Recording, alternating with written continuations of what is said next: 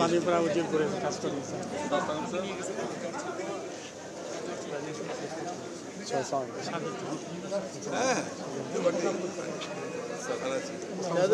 আপনি গাড়ি জানছেন স্যার আজকে 12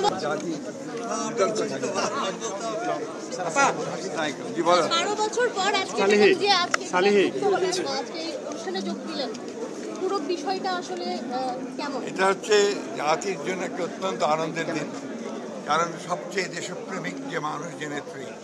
যিনি এই দেশের জন্য তার জীবনের সবচেয়ে বড় সময়টা দিয়ে দিয়েছেন গণতন্ত্রের জন্য, স্বাধীনতা সার্বভৌমত্বের জন্য, তাকে 12 বছর পরিকল্পিতভাবে এই সবচেয়ে দেশপ্রেমিক বাহিনী, সেনাবাহিনী, সশস্ত্র বাহিনী, তাদের থেকে দূরে করে রাখা হয়েছিল। আমি আজকে সশস্ত্র বাহিনীর সদস্যদেরকে, বিশেষ করে জেনারেল ওয়াকার, এয়ারফোর্সের চিফ,